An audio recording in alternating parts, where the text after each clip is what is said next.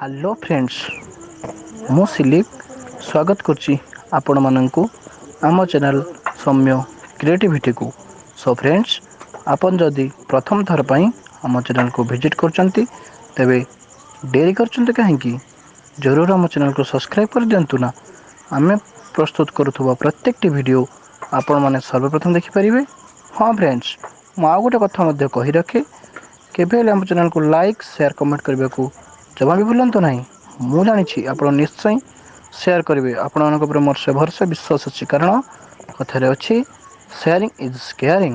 Show friends, ଆସନ୍ତୁ ଆଜିର video start କରିବା ଆଉ ଡେରି କରିବାନି। ତ ଫ୍ରେଣ୍ଡସ୍, ଏହାପରେ ମୁଁ ଗୋଟେ କଥା କହି ରଖେ, ଆମର ପ୍ରତ୍ୟେକଟି ଭିଡ଼ିଓ ଆପଣମାନଙ୍କ ପାଇଁ ଉଦ୍ଦିଷ୍ଟ ଅଟେ। ତ ଆସନ୍ତୁ ଆଜିର ଭିଡ଼ିଓ ଷ୍ଟାର୍ଟ କରିବା। ବାସ୍ ଆଜି କିଛି ନାହିଁ, କେବଳ କେତେଟି କଥା ସହିତ ଆପଣମାନଙ୍କ ସମ୍ମୁଖରେ ମୁଁ ତ ଷ୍ଟାର୍ଟ କରିବା। ସତରେ ଫ୍ରେଣ୍ଡସ୍, ଅଜବ ଏ ଦୁନିଆ, ଅଜବ ଆମେମାନେ, ବିଚିତ୍ର ଏ ସୃଷ୍ଟି, ବିଚିତ୍ର ଆମର ସୃଷ୍ଟି କର୍ତ୍ତା।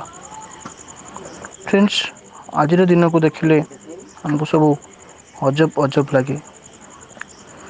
ବହୁ ଗୁଣୀ ଜନ ବା ମହାନ ବିଦ୍ୱାନ ବ୍ୟକ୍ତିତ୍ୱମାନେ ସବୁବେଳେ କହି ଆସିଛନ୍ତି, ଭଗବାନଙ୍କ ସୃଷ୍ଟିରେ ସବୁଠାରୁ ମହାନ କାଳେ ଆମେମାନେ। କିନ୍ତୁ ଆଜିର ଦିନରେ ଯଦି ତାହା ତୁଳନା କରାଯାଏ, ସତରେ କେତେ ମହାନ ଆମେ, ତାହା ଆମ ନିଜକୁ ହିଁ ଦେଖିଲେ ଜଣାଯାଏ। ଦୀର୍ଘ 2 ବର୍ଷ ବୋଧହୁଏ ହେବ ଆମେ ଗୋଟିଏ ରୋଗର କରାଳ ରୂପରେ କବଳିତ। ତାଠାରୁ ମୁକ୍ତି ପାଇବା ପାଇଁ ସଠିକ୍ ଭାବରେ ସମ୍ପୂର୍ଣ୍ଣ ଭାବରେ କୌଣସି ନିଷ୍କର୍ଷ ଆମେ ଏପର୍ଯ୍ୟନ୍ତ ମଧ୍ୟ କାଢ଼ିପାରିନୁ, ଯେଉଁଟାକି ପ୍ରକୃତ ଅର୍ଥରେ କହିବାକୁ ଗଲେ କୌଣସି ଭ୍ୟାକ୍ସିନ୍ କି ମେଡ଼ିସିନ୍ ଏପର୍ଯ୍ୟନ୍ତ ବାହାରି ପାରିନାହିଁ। ସେଥିପାଇଁ ଯଦି ଆମକୁ ପଚାରାଯାଏ, ଆମେ ସାଙ୍ଗେ ସାଙ୍ଗେ ଅନ୍ୟକୁ ଦୋଷାରୋପ କରିଦେଉ। ଆମକୁ ଯଦି କେହି କିଛି କହିବ, ଆମେ କ'ଣ ବୈଜ୍ଞାନିକ ନା ଆମେ ଡାକ୍ତର? କିନ୍ତୁ ଫ୍ରେଣ୍ଡସ୍, ଏଇଟା ମନେ ରଖିବା ଦରକାର ଯେ ଆମେ ହୁଏତ ବୈଜ୍ଞାନିକ ନ ହୋଇପାରୁ, ହୁଏତ ଡାକ୍ତର ନ ହୋଇପାରୁ, କିନ୍ତୁ ଆମର ମଧ୍ୟ କିଛିଟା କର୍ତ୍ତବ୍ୟ ଅଛି, କିଛିଟା ଦାୟିତ୍ୱ ଅଛି। ଆମେ ଯେପର୍ଯ୍ୟନ୍ତ ନିଜେ ନିଜକୁ ସଚେତନ ନାହୁଁ, ସେ ପର୍ଯ୍ୟନ୍ତ ସରକାରଙ୍କ ଯେତେ ବିଜ୍ଞପ୍ତି ପ୍ରକାଶ କରାଯାଉ, ଯେତେ ସରକାର ଡିଙ୍ଗରା ବଜାନ୍ତୁ, ଆମକୁ କୌଣସି ମତେ ସଚେତନ କରାଯାଇ ନପାରେ। ଆମମାନଙ୍କ ଅମାନିଆ ହିଁ ଆମମାନଙ୍କୁ ଅସୁବିଧାରେ ପକାଉଛି। ଆଜି ଯଦି ଧର୍ମ ନୀତିରେ ଆମେ ନିଜେ ନିଜକୁ ତଉଲେଇବା, ତାହେଲେ ଜଣାପଡ଼େ, ଏମିତି ଆମ ମନକୁ ଗୋଟେ ଲାଗେ ଯେ ଆମେ କରୋନା ମହାମାରୀକୁ ଆଖିରେ ରଖି ବା ଦୃଷ୍ଟିରେ ରଖି ଭୁଲି ଯାଉଛେ କି ନିଜର ମାନବିକତା। ଆଜି ଯେମିତି କିଏ ପାଣି ଗ୍ଲାସଟେ ମାଗୁଛି, ଆମେ ତାକୁ ଦେବା ପୂର୍ବରୁ ଆମ ମନରେ ଶଙ୍କା ପଶିଯାଏ, ହୁଏତ ତାକୁ କରୋନା ହେଇଛି କି? ହୁଏତ ଆମେ ସିଧାସଳଖ କାହାକୁ ମନା କରିପାରୁନା। ଯଦି ଅନ୍ୟ କୌଣସି କାରଣରୁ ଏଠି ଲୋକଟେ ମୃତ୍ୟୁବରଣ କରୁଛି, ଆମ ମନରେ ସେ ଗୋଟେ ଛାନିଆ ପଶିଯାଏ, ସେ କାଳେ କରୋନାରେ ମୃତ୍ୟୁବରଣ କରିଛି କି? ଆଜି ଦିନ ଆସି ଏମିତି ପହଞ୍ଚିଛି, ମା ଘରେ ଜଳି ଯାଉଛି ପୁଅର ଜୁଇ। ଗୋଟେ ସ୍ୱାମୀ ମଧ୍ୟ ଚାହିଁଲେ ତା ସ୍ତ୍ରୀକୁ ମଧ୍ୟ ଛୁଇଁ ପାରୁନି। ଆଉ ଆପଣମାନେ ପ୍ରତ୍ୟେକ ଦିନ ତ ଖବରକାଗଜ ମାଧ୍ୟମରେ ହେଉ ବା ନ୍ୟୁଜ୍ ଯେଉଁ ଚ୍ୟାନେଲ୍ ମାନଙ୍କରେ ଆପଣ ପ୍ରତ୍ୟେକ ଦିନ ଏ ଖବରରେ ଦେଖୁଥିବେ, କରୋନାରେ ଆକ୍ରାନ୍ତ ଏବଂ ମୃତ୍ୟୁବରଣ କରିଥିବା ବ୍ୟକ୍ତିମାନଙ୍କୁ କେଉଁଠି ପରିବାର ଲୋକେ ନେବାକୁ ଚାହୁଁନାହାନ୍ତି, ତ କେଉଁଠି ସବୁଠି ମଧ୍ୟ ଚାରି କାନ୍ଧ ପାଇପାରୁନାହିଁ। କେଉଁଠି ନ୍ୟୁଜ୍ ଆସିଲାଣି ନଦୀକଡ଼ ମାନଙ୍କରେ ଶବ କୁଢ଼ କୁଢ଼। କି ଅବସ୍ଥା, ହାୟରେ ହାୟ। କିନ୍ତୁ ଥରେ ଚିନ୍ତା କଲେ, ଏଥିପାଇଁ କ'ଣ ଆମେମାନେ ଦାୟୀ ନୁହଁ? ଆମେମାନେ କ'ଣ ଟିକେ ରୋଗଟାକୁ ହରାଇବା ପାଇଁ ଆମମାନେ କ'ଣ କୌଣସି ଟିକେ ପଦକ୍ଷେପ ନେବା ଉଚିତ ନୁହଁ? କେଉଁଠି ଗୋଟେ ମନରେ ଭାବନା ଆସେ, କ'ଣ କରୋନାକୁ ଆମେ ଦିନେ ଦିନେ ହରାଇ ପାରିବାନି?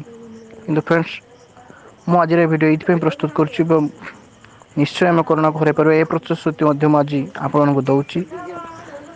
ଆଜିର ଭିଡ଼ିଓ ମୁଁ ଏଇଥିପାଇଁ କଲି, ନା ଆମେମାନେ ସମସ୍ତେ ଆମର ଯେଉଁ ଦାୟିତ୍ୱ ଟିକେ ରହିଛି, ଆମର ଯେଉଁ କର୍ତ୍ତବ୍ୟ ଟିକେ ରହିଛି, ବାସ୍ ଅନ୍ୟମାନଙ୍କ ପାଇଁ ନ ହେଉ ପଛକେ, ଆମେ ନିଜକୁ ଟିକେ ସୁରକ୍ଷା ପାଇଁ, ନିଜକୁ ଟିକେ ବଞ୍ଚାଇ ରଖିବା ପାଇଁ ଆମେ ସେ ଦାୟିତ୍ୱଟିକୁ ପାଳନ କରିବା କ'ଣ ଉଚିତ ନୁହଁ? ଏଠି ସମସ୍ତେ ବଞ୍ଚିବା ପାଇଁ ହାହାକାର ହାହାକାର, ତ୍ରାହି ତ୍ରାହି ବୋଲି ଚିତ୍କାର କରୁଛନ୍ତି। ଭୋକପଟା ସେ ଚିତ୍କାର କ'ଣ କରିପାରୁଛେ ଆମେ? କିନ୍ତୁ ସମସ୍ତେ ଯଦି ଟିକେ ଟିକେ ସଚେତନ ହେବା, ନିଶ୍ଚୟ ଆମେ ଦିନେ କରୋନାକୁ ହରାଇ ପାରିବା ଏ ବିଶ୍ୱାସ ପ୍ରତ୍ୟେକଙ୍କ ମନରେ ବାନ୍ଧା ଯାଇପାରେ। ଏହା ମଧ୍ୟ ଫ୍ରେଣ୍ଡସ୍ ମୁଁ କହିବି କରୋନା ଆଉ ଗୋଟେ କଥା ଶିଖେଇ ଦେଇଗଲା ଏଠି ଲକ୍ଷ ଲକ୍ଷ ଟଙ୍କା କୋଟି କୋଟି ଟଙ୍କା ଆମ ପାଖରେ ଥାଇପାରେ କିନ୍ତୁ ଆମେ ସେ ଟଙ୍କା ଥାଇ ବି ଗୋଟେ ଲୋକର ଜୀବନ ରକ୍ଷା କରିପାରୁନେ ସତରେ କେଡ଼େ ତୁଚ୍ଛ ଆମେ।